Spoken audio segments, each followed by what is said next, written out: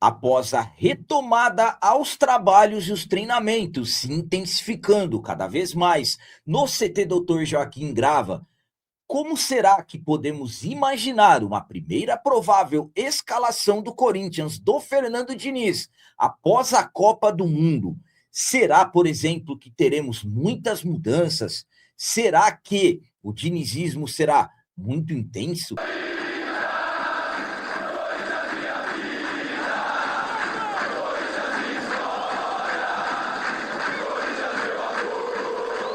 Salve galera, nação corintiana, tudo bem com vocês? Antes de falarmos sobre esse assunto, já gostaria de pedir a vocês, por favor, deixem o like e o hype. Você que não é inscrito no canal, por favor, já se inscreva no canal e ative o sininho para receber a notificação de todos os vídeos. Nesse vídeo, vamos falar sobre provável escalação, vamos falar sobre futebol. Eu sei que é difícil falarmos de futebol envolvendo tudo que vem acontecendo dentro do clube, a situação política, administrativa cada vez pior, infelizmente, é esse o cenário.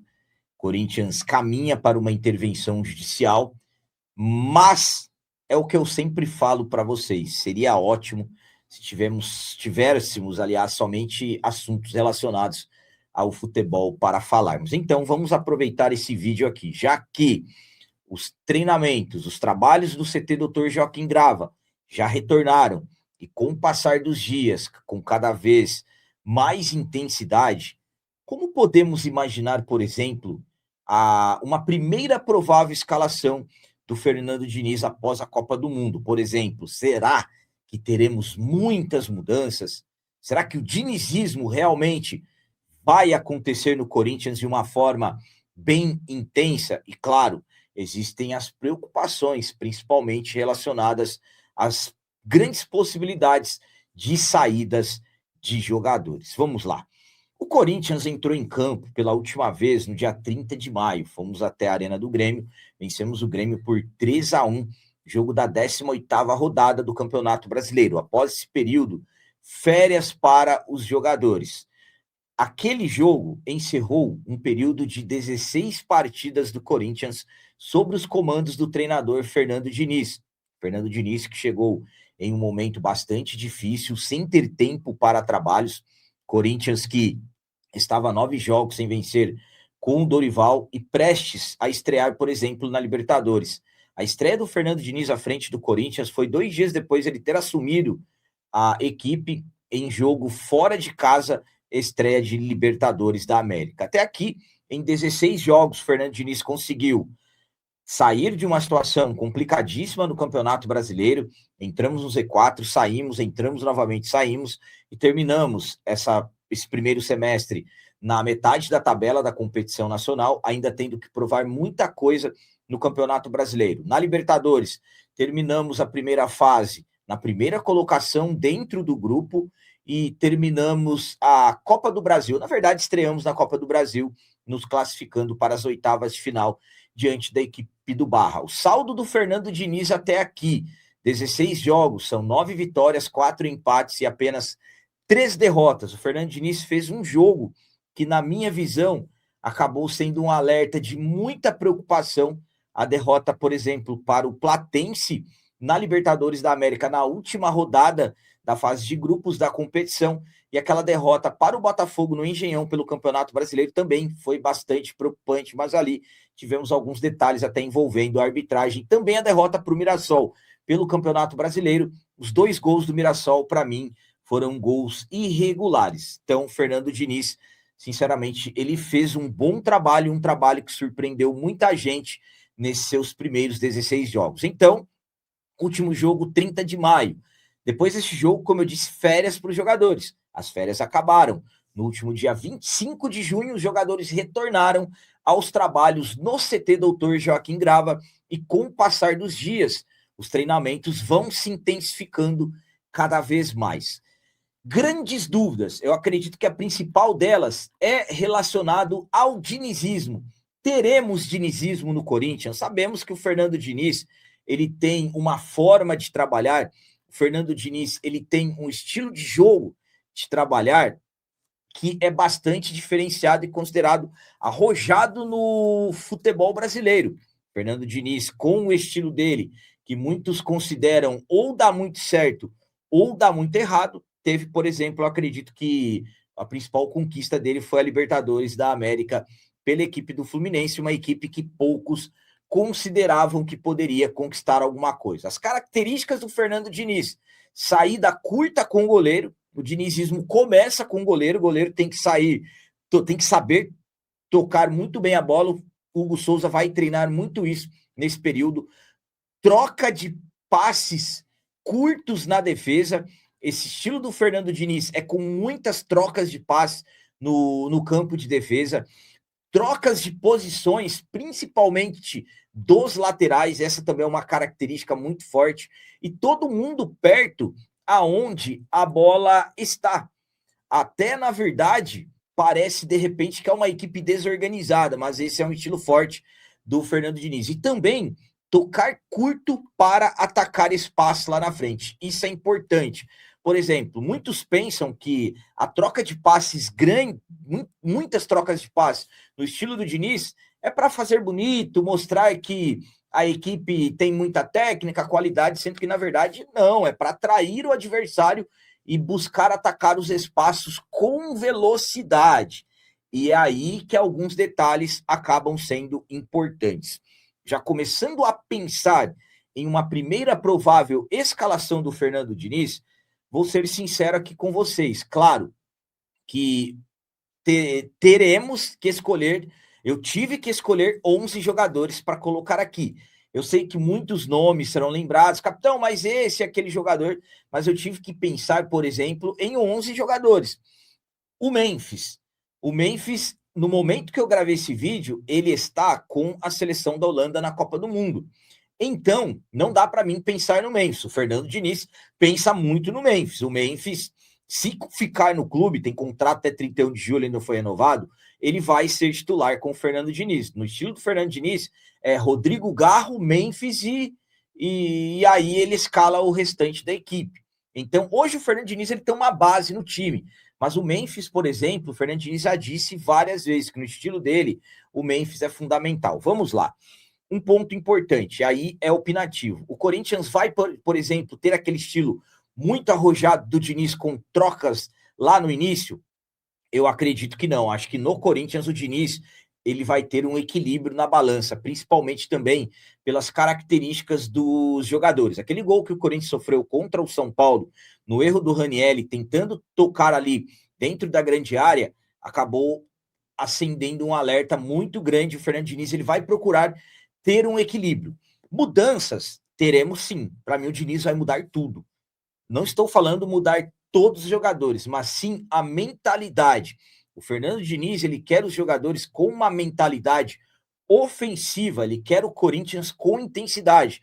Tanto é que, entre os fundamentos, o que o Fernando Diniz mais quer trabalhar é a pressão pós-perda. Ou seja, você perde a bola e tenta recuperar o mais rápido possível. E isso exige muita intensidade, muita questão física dos jogadores. Então, pensando em uma primeira provável escalação do Corinthians com o Fernando Diniz após esse retorno aos jogos, eu pensei dessa seguinte forma que nós estamos vendo aqui, ó. Hugo Souza, Mateuzinho, Gabriel Paulista, Gustavo Henrique, Bidu. Não é segredo para ninguém esse sistema defensivo, para mim é base. São jogadores hoje titulares e não vejo, por exemplo, alguém ameaçando. Ranielli, André, Bidon, Rodrigo Garro, Yuri e Caio César. O Corinthians, por exemplo, tem jogo contra a equipe do Cascavel no Paraná no dia 12, um amistoso. Nessa partida, o Fernando Diniz ele vai fazer muitos, mas muitos testes. Temos jogadores, por exemplo, como o Alan, que é um atleta que com o Fernando Diniz também pode ir ganhando espaços. O Carrilho também passou a ter, principalmente nos últimos jogos, mais oportunidades, evoluiu com o Fernando Diniz. O Lingard, que é um jogador midiático que veio colocado como uma contratação de um atleta, um nome muito forte para o clube. Então, estamos falando de outros jogadores, os jovens da base, Dieguinho, o Guinegão, que também vai ter oportunidades com o Fernando Diniz, isso falando, claro, do sistema ofensivo. O Kaique, que era titular, está machucado, volta somente no ano que vem. Então, é um Corinthians que o Fernando Diniz pode ter opções. Eu acredito que a maior preocupação é perder jogadores. O Fernando Diniz, ele não quer perder jogadores, mas o Corinthians precisa vender. Bidon, André, são jogadores aí mais fáceis de vender. E o Yuri, toda aquela polêmica que acabou acontecendo. Capitão, o Yuri falou que quer sair, não tem que ser titular, rapaziada.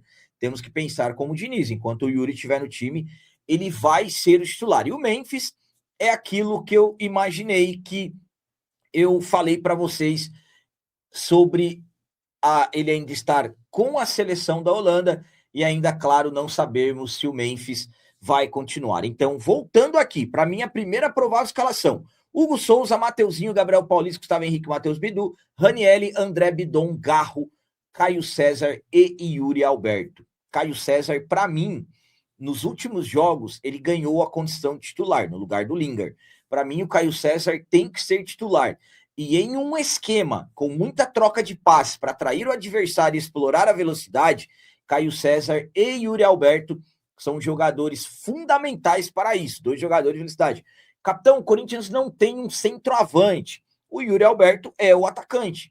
Então, imaginando, por exemplo, isso eu estou pensando em um esquema tático que, de repente, podemos pensar num 4-1-3-2, com o Corinthians variando, claro, esses esquemas táticos num 4-4-2, ou, de repente, quando tiver outras opções, pensando em um atacante fixo, o Guinegão, o Pedro Raul, que eu acredito que vai ter mais oportunidades com o Diniz, o Corinthians pode pensar até em um 4-3-3. Mas o Fernando Diniz, ele gosta de movimentações. Mateuzinho e Bidu são essenciais para o dinizismo.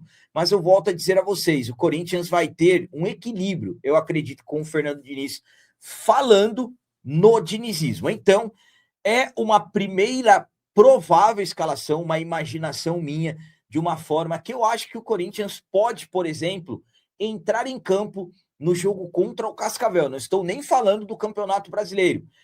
De repente, ali nos treinos, algum outro jogador pode se destacar, alguém nos trabalhos pode, de repente, regredir e mudanças acontecerem. Então, para mim, o Diniz muda tudo, mas a mudança principal, não estou falando de peças, estou falando de jogadores, e sim na mentalidade dos atletas. Eu acredito que teremos um Corinthians mais agressivo, um Corinthians ofensivo e um Corinthians com bastante intensidade e velocidade. Eu acho que esse é um intuito do Diniz e, claro, ter consistência na marcação, ser um Corinthians que seja forte na marcação. Então é por isso que todos esses dias de trabalhos que o Fernando Diniz terá será importante, principalmente para o Corinthians não perder jogadores, porque vai que as coisas realmente se encaixam muito bem. Temos compromissos importantes, tem Libertadores da América, tem Copa do Brasil, oitavas de finais nas 2 competições, subir na tabela do Campeonato Brasileiro, então temos que pensar em chegadas de jogadores para o elenco se fortalecer. Agora, se saírem ali uma ou outra, 2, 3 peças, aí, sinceramente, eu vou tratar como um desmanche. Mas é isso. É nisso que eu pensei como uma primeira provável escalação. E, claro, agora é com vocês. Vocês têm aí total liberdade para comentarem. Capitão, para mim tem que tirar o jogador tal e colocar o jogador tal. Usem o campo dos comentários. Coloquem aí nos comentários o que vocês acham, como vocês acham que vai ser a primeira provável escalação. E também, se vocês confiam que o Corinthians vai ter mais forças, teremos um Corinthians melhor, com um futebol melhor, após essa paralisação aí para a Copa do Mundo. Fiquem à vontade, também deixem o like e o hype, que é importante demais para o nosso trabalho. E também, quem não é inscrito, se inscreva no canal, ajude a nossa comunidade a crescer cada vez mais, porque aqui sim é canal de corintiano de verdade. É isso aí, galera. Valeu, é nóis, um abraço e vai, Corinthians!